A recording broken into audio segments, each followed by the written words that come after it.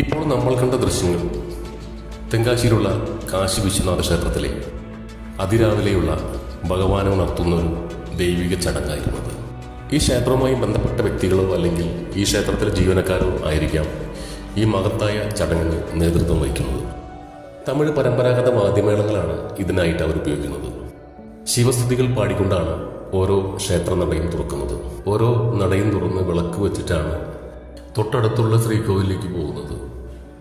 ഇങ്ങനെയാണ് തെങ്കാശിയിലുള്ള കാശി വിശ്വനാഥ ക്ഷേത്രത്തിലെ ഓരോ ദിവസത്തെ ചടങ്ങുകൾ ആരംഭിക്കുന്നത്. യാദൃശ്യമായിട്ടാണെങ്കിലും ഈ ചടങ്ങിന് സാക്ഷ്യം വഹിക്കാൻ എനിക്ക് സാധിച്ചു. കേരളത്തിൽ നിന്ന് രാമേശ്വരത്തേക്ക് പോകുന്ന വഴിയാണ് ഞാൻ ഈ തെങ്കാശിയിലേക്ക് ഇറങ്ങേണ്ടി വന്നു. അങ്ങനെയാണ് ഞാൻ ഈ ക്ഷേത്രത്തിൽ എത്തിച്ചേർന്നത്.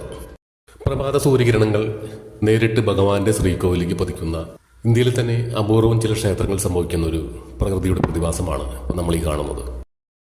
ഇത്തരമൊരു ചടങ്ങിൻ്റെ വീഡിയോ എടുക്കാനുള്ള പെർമിഷൻ ഒരു കാരണവശാലും അവർ നമുക്ക് തരുന്നതല്ല. എന്നാലും ശ്രീകോവിലിന് പുറത്തുള്ള ചില കാഴ്ചകൾ അവരുടെ അനുഭവത്തോടു കൂടിയാണ് ഞാനെടുത്തത്. വീഡിയോ ഇഷ്ടപ്പെടുകയാണെങ്കിൽ എൻ്റെ ചാനലൊന്ന് എല്ലാവരും സബ്സ്ക്രൈബ് ചെയ്യുക, അതുപോലെ ലൈക്ക് ചെയ്യാൻ മറക്കരുത്. ഇനി എങ്ങനെയാണ് തെങ്കാശിയിൽ നിന്ന് രാമേശ്വരത്തേക്ക് നമുക്ക് എത്തിച്ചേരാം എന്നതിനെക്കുറിച്ചാണ്. ട്രെയിൻ നമ്പർ 16848 ചെങ്കോട്ടയിൽ നിന്ന് മയിലാടുംതുറ വരെ പോകുന്ന ഒരു പാസഞ്ചർ ട്രെയിനാണ്. ഈ ട്രെയിൻ രാവിലെ 7:10 തെങ്കാശിയിൽ എത്തിച്ചേരുന്നത്.